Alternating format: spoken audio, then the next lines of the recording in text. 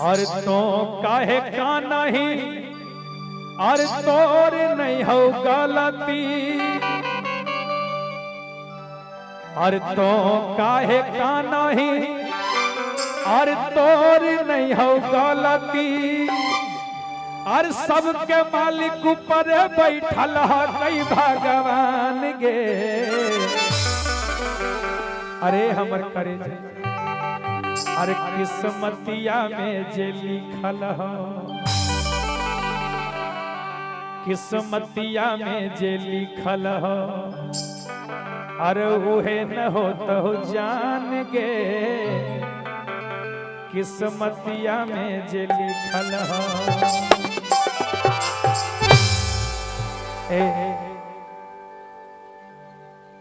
देखा न हमार दोस्त बा न तोहार दोस्त बा अरे का करबो ई जमाना के दोस्त है। अरे हम तो तहरा से बेनतहा मोहब्बत करत रहनी तहरा से बेनतहा मोहब्बत करत रहनी हम कोनो हनुमान जी नहीं कि अपन करेजा के चीर के देखा दे लेकिन हमरा मुअला के बाद भी हमरा करेज के चीर के देखबो तो एक करेज के भीतर तोहरे नाम लिखल मिली। ए देखा अरे तो काहे का नहीं हर तोर नहीं हो गलती हर तोर नहीं हो गलती हर किस्मतिया में जे लिखल हो किस्मतिया में जे लिखल हो। देखा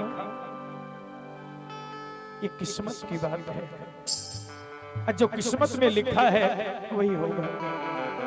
कहते हैं कि इंसान लाख भला चाहे तो क्या हो सकता है अरे वही होता है जो मंजूर खुदा होता है। अरे तो काहे का नहीं हर तोर नहीं हो गलती और सबके मालिक ऊपर बैठल है कई भगवान किस्मतिया में जे लिखल हो किस्मतिया में जे लिखल हो अरे उहे न हो तो जान के किस्मतिया में जे लिखल हो अरे उहे न हो तो जान के किस्मतिया में जे लिखल हो।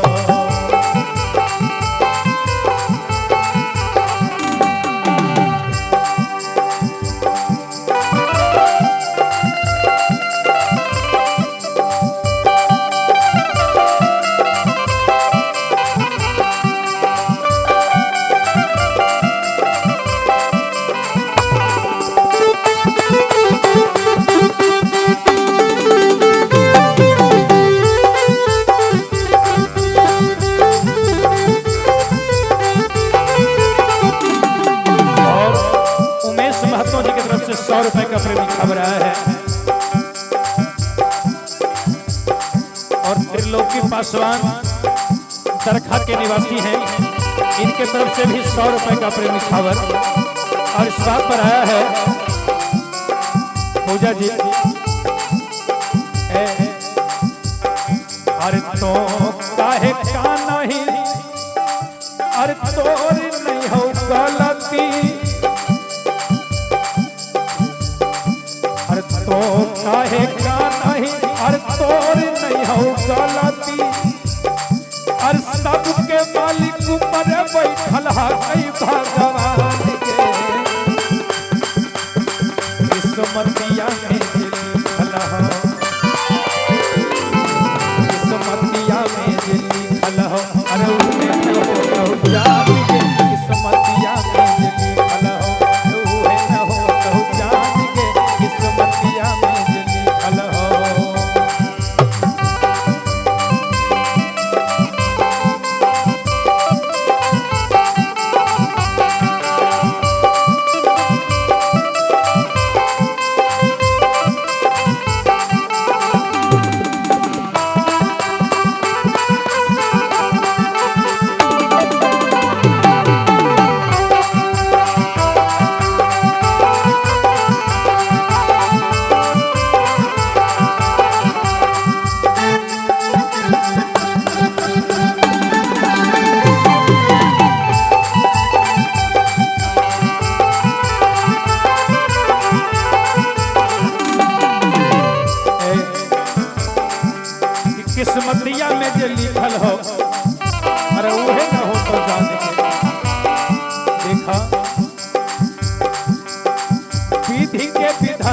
कैसे करहिया न देखा लिखल नहालौ हमर हाथ के रेखा